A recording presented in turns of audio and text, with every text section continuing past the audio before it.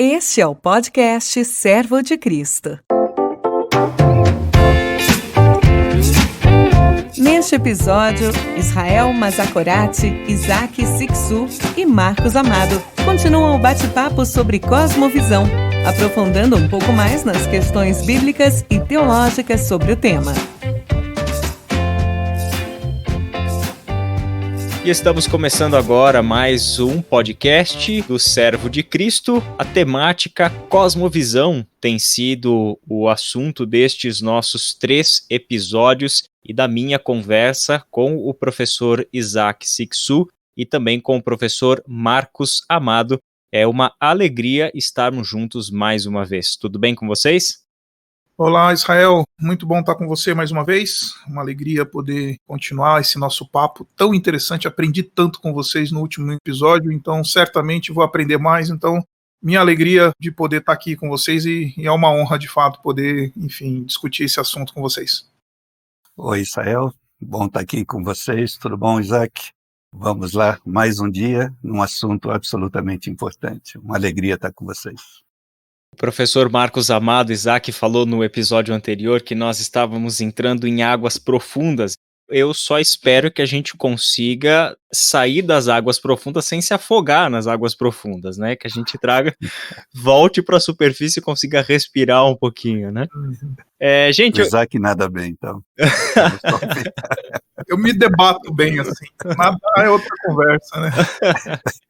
Nem que seja nada o cachorrinho. O nadador é o Ziel e ele não tá aqui hoje, hein, gente? Então.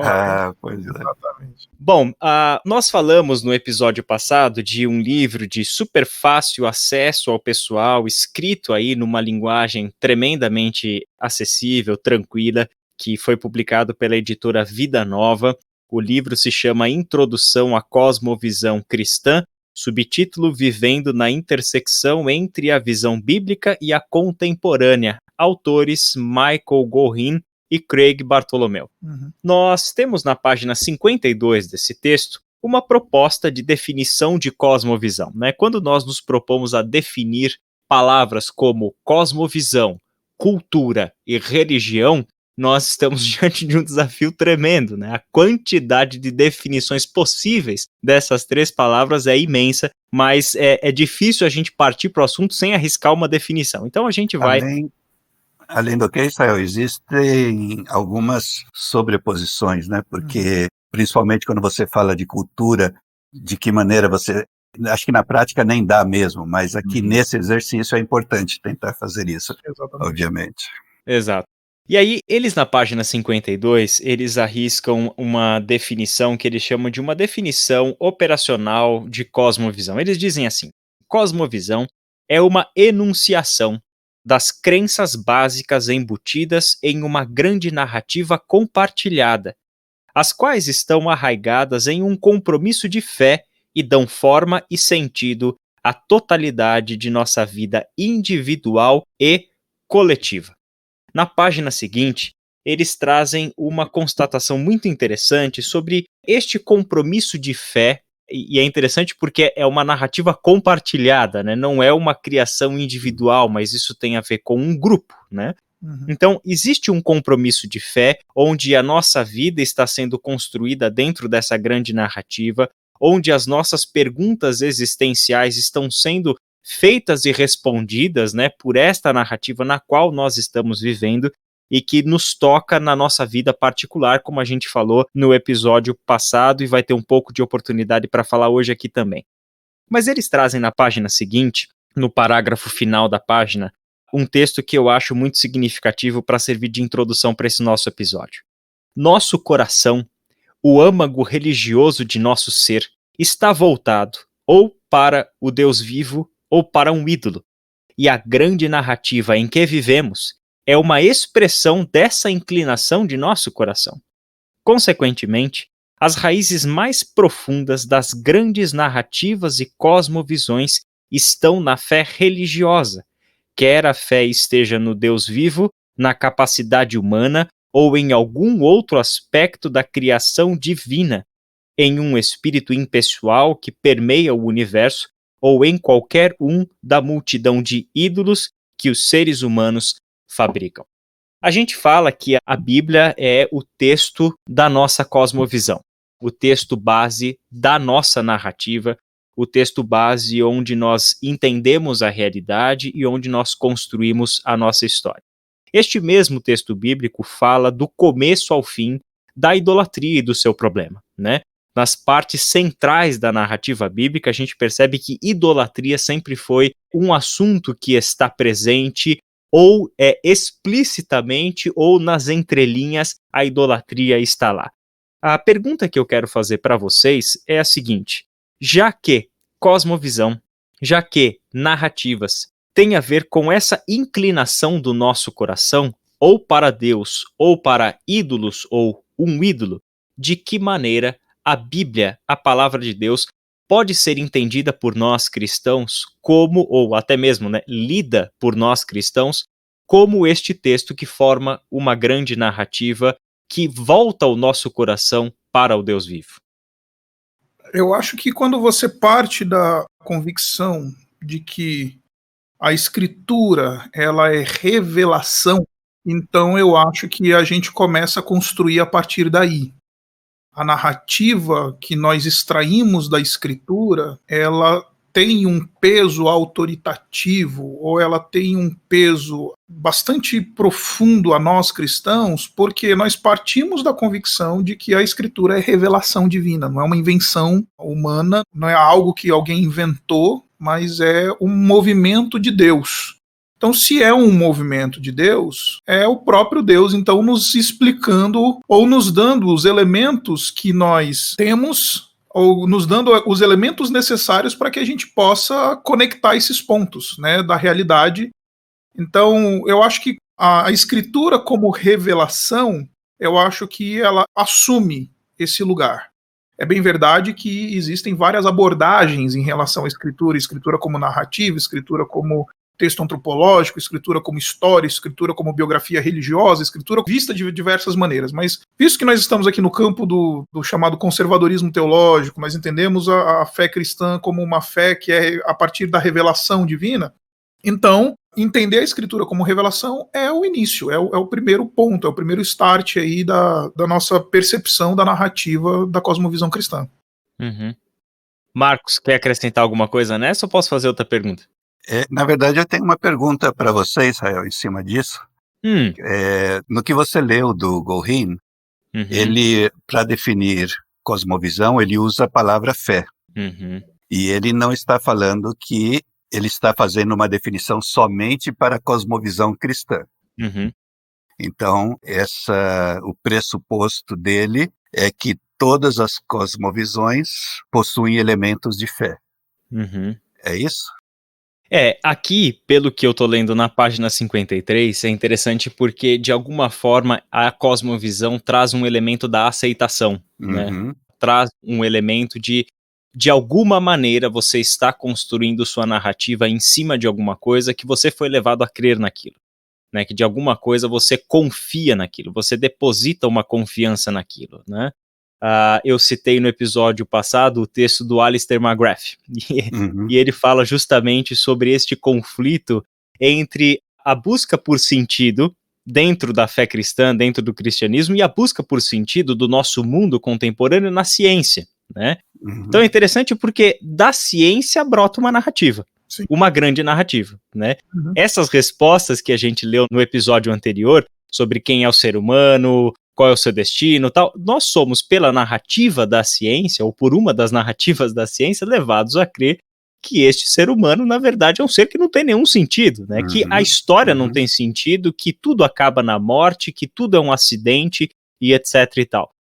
Ora, construir a sua vida em cima disso é um ato de fé, né? É depositar nisso uma confiança, né? Não sei se você está de acordo com a ideia.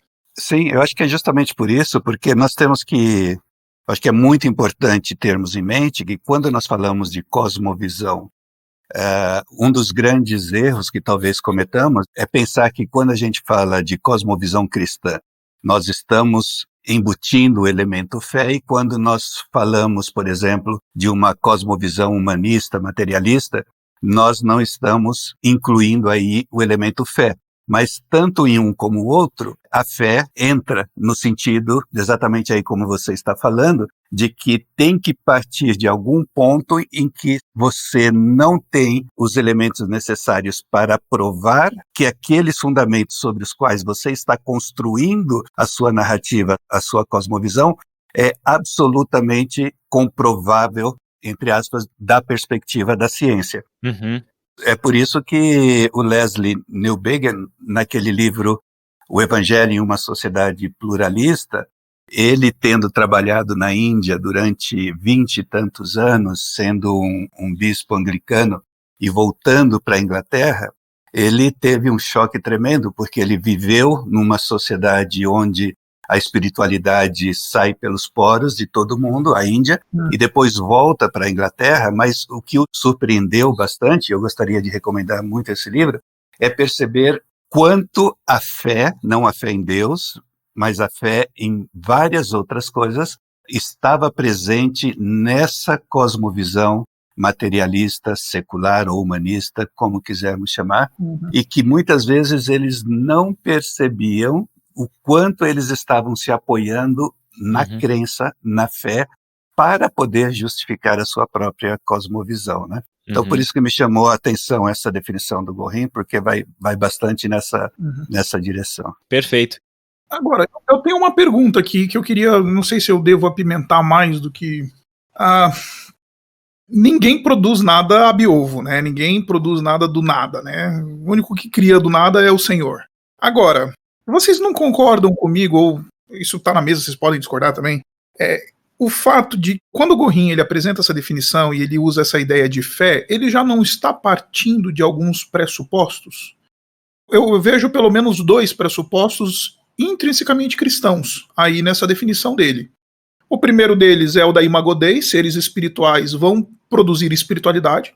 Então, visto que nós somos criados à imagem e semelhança de Deus, nós somos seres semelhantes ao nosso Criador, que é espírito. Então, se ele é um ser espiritual, também nós somos seres espirituais. E seres espirituais produzem espiritualidade. Quer seja ela cristã, quer seja ela islâmica, quer seja ela, enfim, hindu, quer seja ela materialista, quer seja ela materialismo histórico dialético. Enfim. E o segundo pressuposto que eu vejo nessa definição do Gorin é aquela definição bastante reformada, que ele, enfim, ele é um calvinista holandês, né? Em que ele vai falar do homo litúrgicos, né? O homem como um ser de adoração, como um ser que constrói estruturas de fé e de adoração justamente para explicar a realidade, como não somente uma estrutura de fé onde ele vai operar a sua espiritualidade, mas uma estrutura de fé que vai explicar a sua realidade. Então, eu vejo 2 pressupostos aí, e se vocês me permitem o cutucar aqui a Michael Gorin, você não acha que essa é uma definição que já está viciada? Tenho certeza que o Israel tem resposta para isso. Eu estou esperando o Marcos, a resposta dele. Agora eu vou usar o artifício dele. Eu espero para criticar a resposta do Marcos. Então, Isaac, provavelmente, mas a questão também é que, e apesar que é uma definição já bastante, em comparação com outros nomes que nós mencionamos, é uma definição aqui mais recente, né?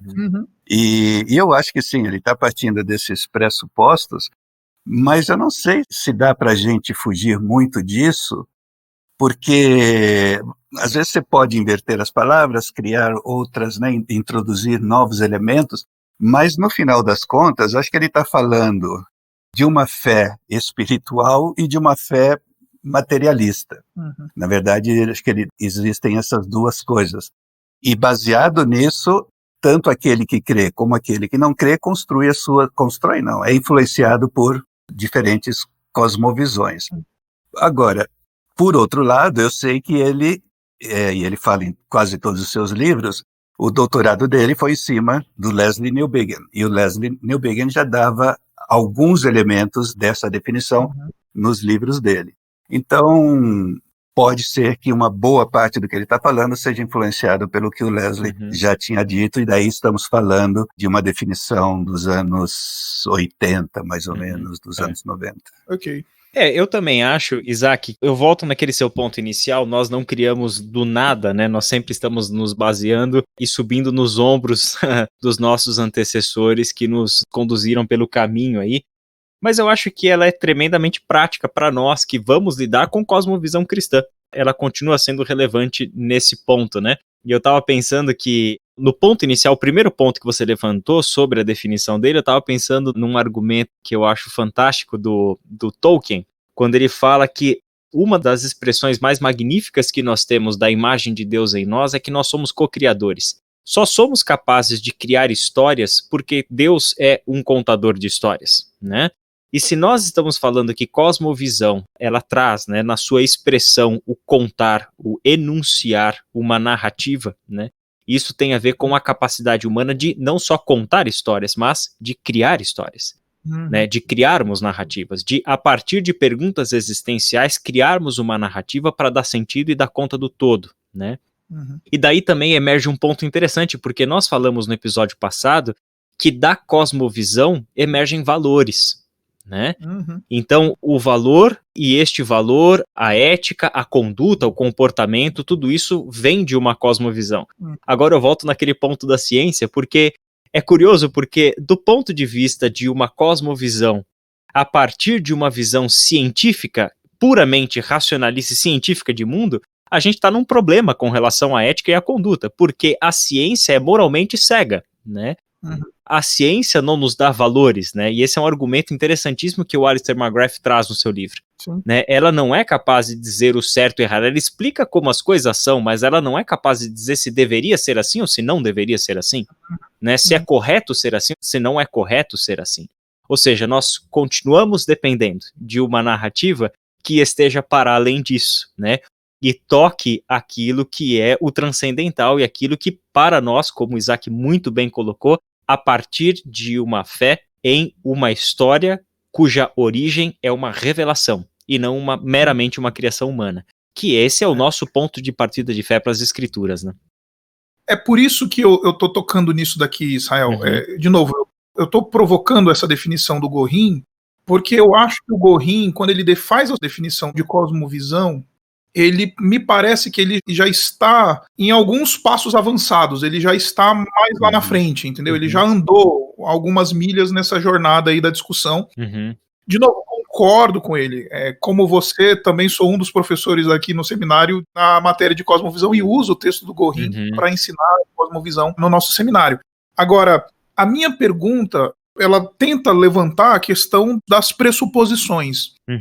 E me parece que a pressuposição mais legítima na construção de uma cosmovisão, de uma definição de cosmovisão, se ela é cristã, essa pressuposição ela tem que ser simplesmente a revelação. Se a gente coloca o homo litúrgicos, ou a gente bota a criação, a gente bota qualquer outra coisa, virou uma coisa que se retroalimenta, é cíclico o argumento, entendeu? Entendi. Então, eu acho que a gente precisa trabalhar com revelação. Por que que a narrativa cristã ela se fundamenta na escritura? Porque ela é revelação. Ponto. E aí, a partir da revelação, a gente construir uma figura de que somos todos seres adoradores, somos semelhantes ao Senhor, contamos história como Deus conta histórias, criamos história como Deus cria e etc e tal, tudo aquilo que a gente falou. Mas eu acho que isso aí são pontos secundários e não aquilo que é anterior para a definição. Entendeu? Perfeito, perfeito. Muito bem, Isaac. Agora a gente não vai precisar e nem a gente teria tempo para propor uma nova definição de cosmovisão agora, mas a gente vai partir dessa tua provocação. Vamos usar o Gorin. Boa essa definição. Vamos usar o Gorin, mas vamos introduzir esse elemento que você trouxe, porque no final das contas, embora não esteja contido na definição propriamente dita, é o que você falou, né? A definição já tem uns avanços aqui, né? Já está a partir de uns estágios avançados, porque no final das contas, isso que ele vai trazer como uma cosmovisão cristã é, obviamente, que está baseada na escritura, né? Então, na verdade, esse é o assunto, inclusive, deste capítulo dele. Agora, a Bíblia, quando nós pegamos a Bíblia, vamos pensar no nosso ouvinte que agora ouviu que a Bíblia é a narrativa que enuncia essa cosmovisão, né? E essa cosmovisão é uma revelação de Deus para nós. Essa narrativa é uma revelação de Deus para nós, né? Posso tentar modificar um pouquinho essa... Eu diria que a Bíblia, ela é de onde nós extraímos essa narrativa. Eu não diria que ela é a narrativa. Certo. Porque senão a gente começa a usar, dizer que só por exemplo, os protestantes evangélicos têm a... Entendeu? Então talvez seja de onde nós extraímos a nossa definição, né? Isso. Perfeito. A Bíblia são, para nós, protestantes, aqueles 66 livros de onde nós extraímos essa narrativa. E aí vem a seguinte pergunta: quando eu pego uma Bíblia na mão, eu vejo que ela não está organizada, né, de um jeito a me contar uma história de uma vez só. A gente tem umas idas e vindas nas escrituras, né? Nós temos uma organização bíblica que tem muito mais a ver com uma organização de gêneros literários, como quem vai numa biblioteca e pesquisa livros a partir de gêneros literários, do que com uma organização cronológica e etc. Né? Nós temos os salmos, nós temos a literatura sapiencial, que navega pela história deste povo para o passado, do presente, para o futuro e etc. E assim por diante. O próprio texto do Novo Testamento, a gente sabe que os evangelhos vieram à existência depois das cartas, de boa parte das cartas e etc. Como é que nós fazemos essa obra de tapeçaria de olhar para a escritura e perceber nessa escritura esta narrativa? De que jeito os cristãos têm feito isso para encontrar na Bíblia ou extrair da Bíblia essa narrativa? Eu vou deixar essa para o Marcos, porque ele sabe muito mais de Bíblia do que eu. Então, acho que não. Eu acho que, bom, primeiro fazer uma observação, né? Quando os cristãos leem a Bíblia, que tem se tornado cada vez mais um desafio, e se nós quisermos encontrar essa narrativa, mais e mais a maneira que se faz é a gente entendendo que Deus, através de toda a Bíblia, ele está mostrando não somente aquilo que ele fez, está fazendo, mas quais são os seus propósitos de uma forma geral. E tem vários livros agora que os autores comentam sobre a Bíblia como uma narrativa, uma metanarrativa e etc. Então a gente, para entendermos essa narrativa ou metanarrativa bíblica, nós então temos que pensar que nós encontramos nessa narrativa, nós vemos a criação, depois nós vemos a queda, né, o que nós chamamos de queda, quando o homem e a mulher pecaram. Nós temos, depois disso, todo um espaço enorme na Bíblia, onde nós vemos Deus trabalhando na redenção do ser humano, e não somente na redenção do ser humano, mas de todo o cosmos, de toda a criação. E daí nós temos, finalmente, a consumação. Então, dentro daquilo, houve um autor que ele faz a seguinte pergunta: a qual história a história da sua vida faz parte? E quando nós pensamos dessa perspectiva, e eu penso nessas divisões, nessa narrativa, então a minha resposta à pergunta qual história a história da minha vida faz parte, é a história que me diz que um Deus perfeito fez uma criação perfeita, mas o ser humano pecou, desobedeceu, mas esse Deus todo-poderoso, que é amor, tomou a iniciativa para trazer a restauração e finalmente nos levar outra vez à consumação, que é aquele lugar onde, mais uma vez, viveremos num lugar perfeito, desfrutando da comunhão dele. Então essa é a forma, né, que nós temos visto em linhas gerais, algumas outras subdivisões, de acordo com os autores que a gente lê, mas tem sido mais ou menos nesse caminho. Muito bom. Quando a gente pensa nessa estrutura, a gente está falando de fato de uma estrutura narrativa, porque ela parte de uma apresentação dos personagens, do cenário, do tempo e etc. Ela parte de um nó, né? Este nó, que é um nó que vai se aprofundando, vai se tornando um nó cada vez mais apertado, se desdobrando em outros nós, até que a gente tenha um problema quase impossível de ser solucionado, até que acontece uma grande virada, né? Esta grande virada é este fator exterior, esse evento surpreendente que acontece dentro de uma narrativa e coloca essa narrativa em uma direção oposta daquele que foi o seu início, né? Que seria ali este final surpreendente, esse final glorioso. Citando de novo o Tolkien nesse artigo dele sobre os contos de fadas, ele chama isso de eucatástrofe, né? O evangelho é a eucatástrofe da história da humanidade, né? Assim como a ressurreição foi a eucatástrofe da história de Cristo, o evangelho é a eucatástrofe da história da humanidade, né? Onde Deus faz novas todas as coisas e a vida triunfa sobre a morte, e aí de fato a redenção e a consumação acontecem. Agora é interessante porque, seja do ponto de vista dessa história, dessa grande narrativa, você tocou num ponto que é tremendamente importante para mim, principalmente, Marcos. Tenho trabalhado com esse assunto, inclusive na minha pesquisa de doutorado, que é o seguinte: nós estamos chamados, né, de alguma forma, a nos enxergar dentro de uma narrativa, né?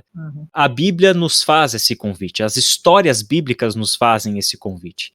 Dificilmente nós lemos uma pequena narrativa bíblica, por exemplo, Ruth ou Esther ou alguma narrativa sobre Davi, e de alguma forma não nos identificamos com os personagens das escrituras, né? A narrativa tem esse poder de identificação.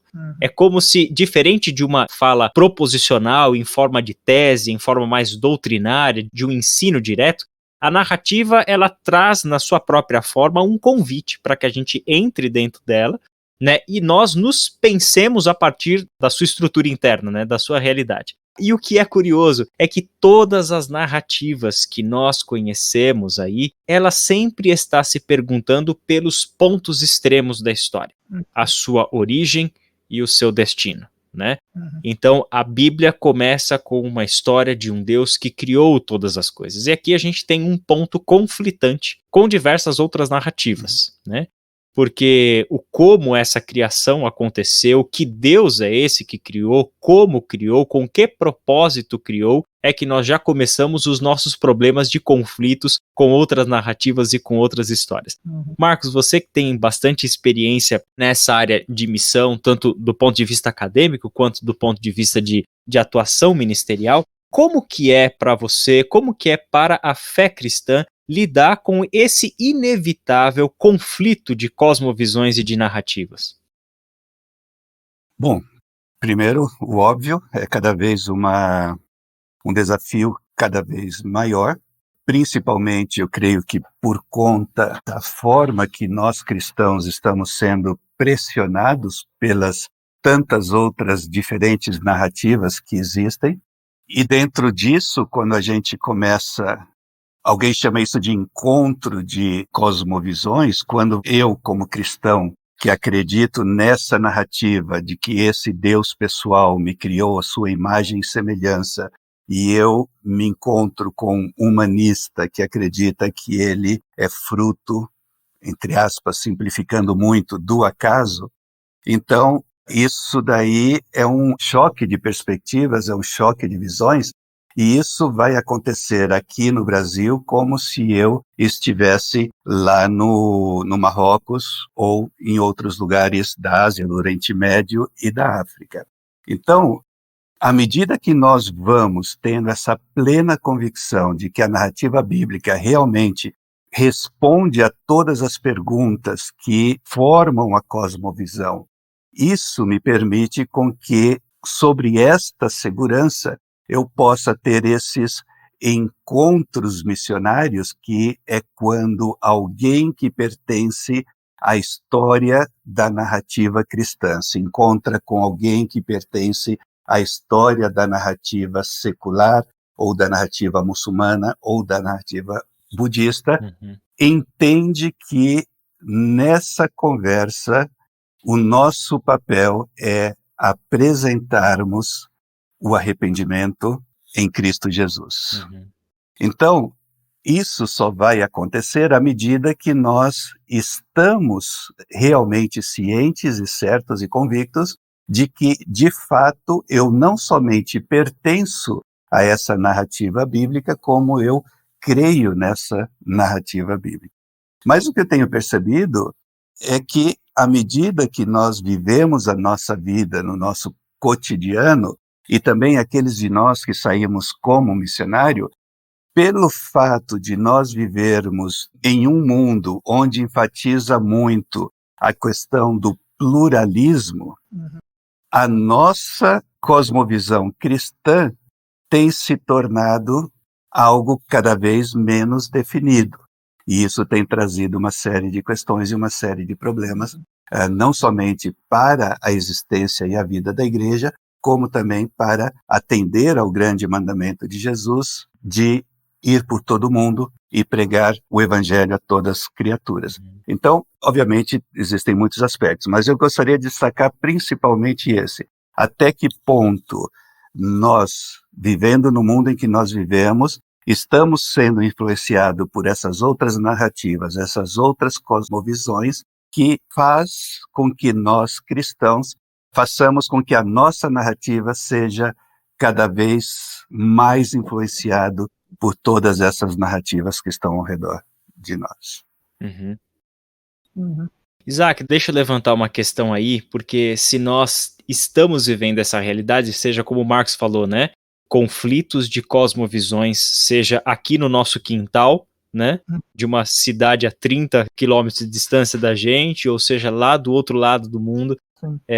Aonde que essas narrativas e por qual meio, né, que estas diversas narrativas estão sendo propostas para nós, já que esse nosso tempo, esse tempo de múltiplas narrativas, de possibilidade de criarmos múltiplas identidades, já que pertencemos a uma narrativa e construímos identidade a partir de uma narrativa. Né? Uma consequência disso é a gente ver uma característica da pós-modernidade, que é essa criação de múltiplas identidades, às vezes ao longo do dia, assumida por uma mesma pessoa, né?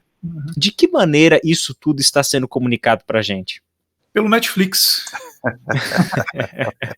Perfeito. Eu acho que as grandes mídias, elas fazem um papel muito predominante nessa divulgação, nessa publicização, né, se a gente pode usar esse termo, de narrativas que tentam conectar os pontos. De maneira geral, são narrativas essencialmente dependentes de uma discussão relativa ao espectro político aí. De maneira geral, se você pegar aí 90% de todas as narrativas que você vê aí na praça, todas elas são dependentes de um movimento, né, dessa discussão do espectro político aí, etc. Eu diria que hoje, no mundo ocidental, seria através disso, né? Agora, deixe-me colocar uma coisa, eu queria voltar um passinho atrás aqui, Israel, se você me permite. Porque o que o Marcos falou é muito, muito interessante. Eu estou aprendendo com ele aqui demais nesse bate-papo. O que ele falou me lembra muito aquilo que o Paul Hibbert fala naquele livro dele, Transformando Cosmovisões, em que ele fala de como é que a gente vai analisar, né? Se não me engano, acho que é o capítulo 4 ou capítulo 5, vai falar sobre os métodos de análise de cosmovisões. Como é que eu vou analisar uma cosmovisão? Como é que eu trato uma cosmovisão? E a partir dessa análise, como é que eu vou julgar uma cosmovisão? Entendeu? E eu acho muito interessante porque, dentre os vários modelos lá que ele trabalha e tudo mais, um deles, que é o tal do ético, agora me fugiu o nome da análise que ele propõe, ele diz que você precisa ver a validade das respostas. Se essa resposta que você está ouvindo da narrativa da cosmovisão, ela é plausível, independente das paixões religiosas, ele vai dizer. Então, por exemplo, eu fico pensando, né, como, por exemplo, por que eu não bato na minha mulher? Ou não trato ela como minha propriedade? A resposta da cosmovisão cristã é porque ela é uma criatura que foi criada à imagem e semelhança de Deus. O humanista vai dizer, você não bate nela porque ela é o ápice do processo evolutivo, entendeu? Em última análise, as duas cosmovisões, elas chegam numa mesma conclusão, você não pode bater na tua mulher, você não pode escravizar a tua mulher, você não pode tratar ela como tua propriedade. Mas o movimento anterior, ele é completamente diferente. Um vai dizer, eu não faço essas coisas porque ela é a imagem e semelhança de Deus. Deus a criou. O outro vai dizer, ela é o ápice do processo evolutivo, não tem ninguém mais evoluído do que ela, então respeite-a. Tá? E aí quando você compara esses dois movimentos de resposta, aí eu acho que é o grande problema. Você precisa ser honesto, vai dizer o Paul Hibbert, né? E fazer uma avaliação honesta crua, né? Essa expressão que ele usa, uma análise crua da resposta, e aí você vai conseguir, então, estabelecer um movimento em que você vai conseguir analisar, julgar, ponderar e colocar essas cosmovisões em diálogo umas com as outras. Então, fechando tudo aqui, amarrando tudo que falei, quando a gente olha para o Netflix, quando a gente olha para o Jornal Nacional e o Fantástico, que para mim, na grade de programação da maior emissora de televisão do nosso país, o Fantástico é a grande, né, propositora de narrativas e de cosmovisões na grade dessa emissora. Quando você olha para essas coisas, você precisa fazer uma análise clara dessas respostas que estão sendo dadas, e então você vai conseguir julgar elas e você vai conseguir tratá-las de maneira a aceitá-las ou rejeitá-las. Então, completando o que eu disse, eu acho que existe um movimento de colocar a cosmovisão em diálogo no sentido de você fazer uma análise, como fala o Paul Hiebert no livro dele, e existe também um outro movimento, que é um movimento, como falou bem o Marcos, de proclamação, querigmático. Uma coisa é cosmovisões em conflito, ou cosmovisões em diálogo, eu gosto mais dessa expressão, cosmovisões em diálogo, no sentido de que nós analisamos as cosmovisões e vemos os elementos das respostas. Outra coisa é um movimento de você apresentar uma narrativa, apresentar a cosmovisão cristã, no intento de que a pessoa conheça um Deus verdadeiro, se arrependa e chegue à fé. Então são duas coisas completamente diferentes. Por isso, eu acho que um cristão, quanto mais próximo desse entendimento, eu acho que mais facilmente ele vai conseguir navegar nesse mundão onde várias narrativas estão sendo propostas. O fato do Netflix defender e apresentar uma narrativa, ele não está querendo te converter. Analisa, veja, proponha, porque senão a gente cai num culturalismo cego, sabe? De que a gente, a partir de agora, não vai mais assim, né? O pessoal os crentes estão falando, vamos boicotar o Netflix, vamos boicotar isso, vamos boicotar o Boticário. E não é uma questão de boicote, é uma questão de análise, é uma questão de diálogo. Uma coisa é você observar uma narrativa, outra coisa é você ter um intento missionário, ter um intento de persuasão, ter um intento de falar, olha, é isso que diz a fé, você aceita, você crê em Jesus como teu soberano Senhor e Salvador. Aí a conversa é completamente diferente. E acho que nós não mencionamos ainda em nenhum momento a expressão visão de mundo, né? Porque às vezes explica muito melhor do que a palavra cosmovisão. Então, tudo que nós estamos falando aqui, estamos falando que nós temos como cristãos uma visão de mundo, que em alguns aspectos pode ser semelhante ao de outras pessoas que possuem outras visões de mundo, só que em muitos aspectos são diferentes. Mas se nós olhamos para a Bíblia e vemos o apóstolo Paulo no capítulo 17 de Atos, você vai ver lá que a palavra menciona os epicureus e os estoicos. E esses dois, quando você começa a olhar qual era o conteúdo, qual era a visão de mundo dessas duas pessoas, desses dois grupos, tinha-se algumas diferenças, apesar, por exemplo, existe alguém mais que deve ser levado em conta. Os epicureus respondiam de uma forma e os estoicos respondiam de outra. O que nós vemos é realmente tudo o que existe, mais uma vez, a forma que eles respondiam é diferente. E o apóstolo Paulo, me imagino que ele não ia usar essa palavra cosmovisão, mas ele, muito ciente disso, ele pregava de tal forma que desafiava a cosmovisão e não o comportamento. E um dos grandes erros que muitos dos nossos púlpitos têm feito hoje em dia é o fato de que nós achamos que é o comportamento que tem que se converter e não a cosmovisão. Na verdade, nosso objetivo é que o evangelho chegue lá no fundo e pegue a cosmovisão de tal forma que o Espírito Santo transforme essa cosmovisão. Mas não é a perspectiva que a maior parte dos nossos pastores e pregadores tem. E, infelizmente, a gente fica querendo mudar valores e comportamentos sem que o evangelho tenha chegado ao centro da questão, que é a visão de mundo. Marcos, você tocou num ponto chave aí que nós retornamos a uma fala anterior sua e eu gostaria de conectar isso com o assunto do Netflix que o Isaac colocou como resposta pra gente, que é o seguinte: a qual narrativa você pertence? Essa é uma pergunta central para mim que deveria ficar na mente dos nossos ouvintes. A qual narrativa você pertence?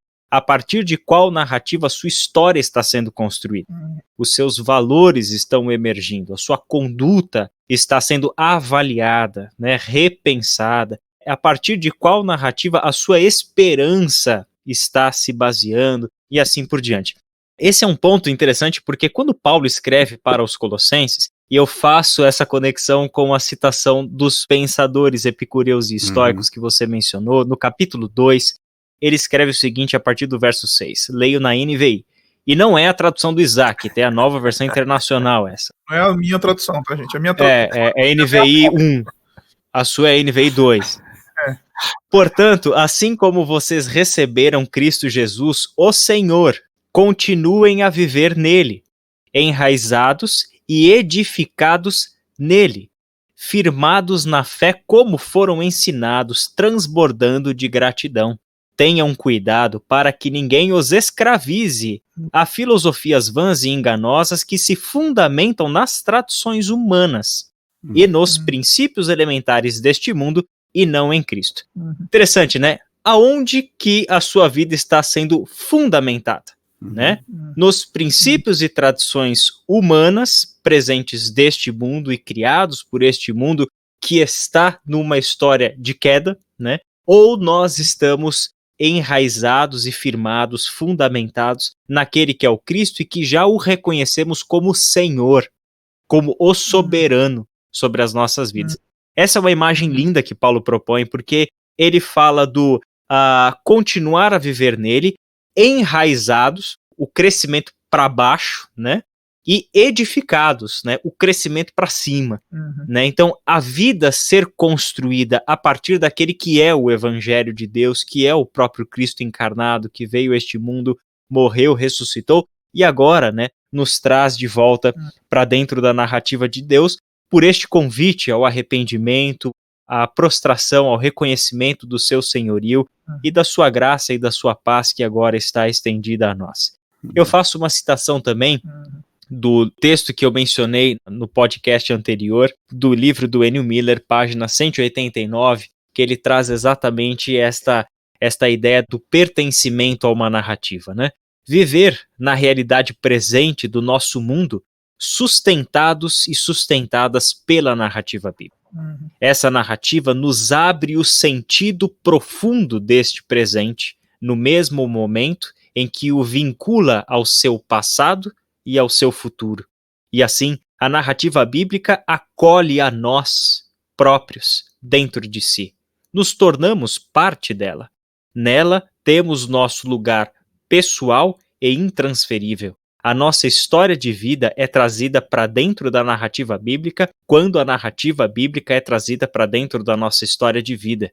E assim ganhamos uma nova família e um novo horizonte. E assim o amor de Deus nos reconcilia com a nossa própria história. A história de Deus agora faz parte da nossa e a nossa história pode ser vista agora como o que ela sempre foi, parte da história de Deus.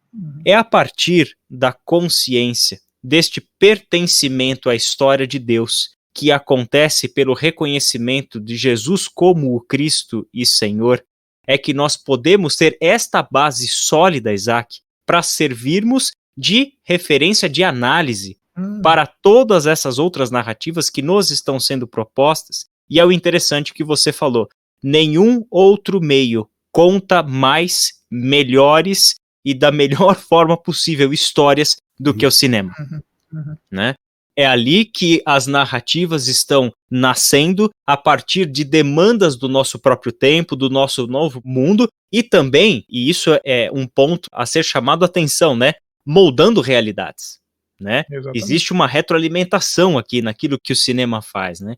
Então é por isso que esta leitura crítica dessa realidade só será possível a partir de uma base cada vez mais sólida, né? Enraizada e edificada sobre o Cristo a partir do conhecimento das Escrituras, né? Exatamente. E eu acho interessante isso que você falou, né? Que como a cosmovisão cristã, ela é a melhor resposta, que de fato ela é. Todo mundo pergunta de onde eu vim. O cristianismo diz.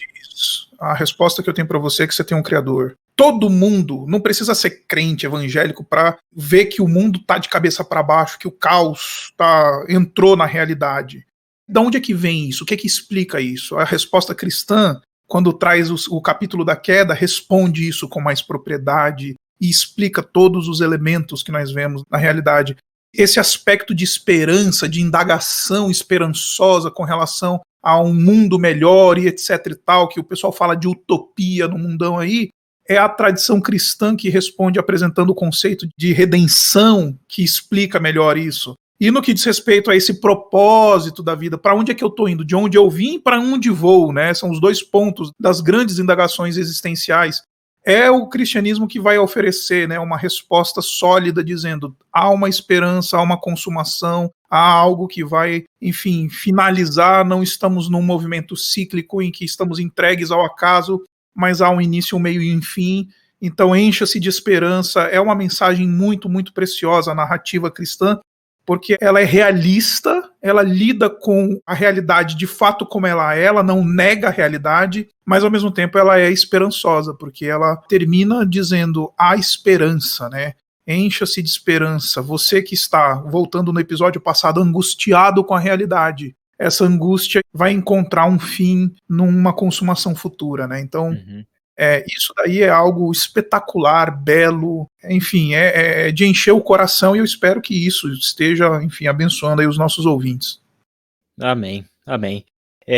Certamente, tudo isso que nós falamos sobre encontrar a nossa história dentro da narrativa não tem um fim em nós mesmos, né? Nós não podemos fazer uma leitura individualista disso, né? Nós sempre precisamos fazer a leitura do Evangelho como um todo, e o Evangelho como um todo nos conta que agora somos parte da história de Deus, mas uma história de um Deus que está em missão no mundo. E justamente sobre esse aspecto da missão é que nós traremos este assunto em pauta de novo no nosso próximo episódio. Para a gente fechar, eu gostaria de indicar um livro. Eu não sei se o Isaac ou o Marcos gostariam também de fazer alguma recomendação, mas um texto que, dentro desse assunto que nós abordamos neste episódio, pode servir como uma chave de leitura para as Escrituras, dentro dessa perspectiva da grande narrativa, é o livro O Drama das Escrituras, de Craig Bartholomew e Michael Gorin, também da editora Vida Nova, subtítulo Encontrando o Nosso Lugar na Narrativa Bíblica, né? Ele divide as Escrituras em 6 atos, e eu vou deixar sem spoiler para os nossos ouvintes, para que façam a leitura e tenham esse texto como uma chave de leitura para as Escrituras. Tenho certeza que vai nos ajudar bastante aí a entendermos e colocarmos mais em prática uma leitura da Bíblia como uma grande narrativa. Isaac e Marcos, alguma recomendação de texto? Eu tenho duas, na verdade, que não é tanto dentro da temática da leitura bíblica, mas a gente já mencionamos algumas vezes aqui. O primeiro deles é O Universo ao Lado, do James Sire. Eu tô aqui, a gente tá gravando com esse recurso do vídeo, eu tô aqui com a versão em inglês, né, The Universe Next Door. Então, esse livro é um livro muito, muito interessante. Ele já está em português, e se não me engano, agora ele está sendo publicado pela editora Monergismo, tá? O Universo ao Lado, do James Sire. E outro que eu mencionei, que é do Paul Hibbert, é o Transformando Cosmovisões, que também foi publicado pela editora Vida Nova. Esse daí esse Transformando Cosmovisões é uma leitura um pouquinho mais técnica, a gente precisa informar para o nosso ouvinte. O Marcos Amado certamente poderia falar bastante sobre esse livro, porque ele toca sobre questões missiológicas bastante profundas e etc. Mas eu acho que é um livro essencial para qualquer líder cristão. Ele precisa ler este livro, né? É o Transformando Cosmovisões, do Paul Hibbert. E por último, eu recomendaria aí um dos grandes mentores aí do Marcos Amado, que é o Leslie Newbegin, Deus na Era Secular, né? Que é talvez um texto, eu costumo dizer, né? Eu estava falando pro meu pastor de jovens aqui da minha igreja, falei, cara, se você quer ser pastor de jovens e não ler esse livro, você não vai entender o que é ser pastor de jovens. Mas não é só para pastor de jovens, né? Crente precisa ler esse livro do Leslie Newbegin, porque ele realmente é muito, muito importante. Inclusive, o Deus na Era Secular foi publicado em parceria com o Seminário Servo de Cristo, não é isso? Você está falando do Evangelho em uma sociedade pluralista, né? Isso. Esse foi, sim, em associação com o Servo de Cristo. Obrigado pela correção. Eu estou olhando para a capa de um e falando o nome do outro. Falando o outro. Se eu fosse mencionar, não, eu vou mencionar aqui, é o David Hasselgrave. Não é atual, mas ele foi um dos livros, continua sendo um dos livros importantes que fala sobre a comunicação transcultural do Evangelho, que é Pela Vida Nova, então esse é bastante interessante. E outro do Hibbert, que seria O Evangelho e a Diversidade das Culturas, um guia de antropologia missionária, também Pela Vida Nova. E principalmente esse do Hibbert, em relação à cosmovisão, ele ajuda bastante a gente ter uma melhor compreensão. Excelente. Isaac e Marcos, muito obrigado pela participação de vocês, e o nosso podcast vai ficando por aqui. Para você que nos ouve até o nosso episódio, onde voltaremos a falar sobre a cosmovisão, mas aí o nosso enfoque será na missão da igreja. Marcos, Isaac, Deus abençoe vocês. Obrigado, Ismael. Valeu, obrigado.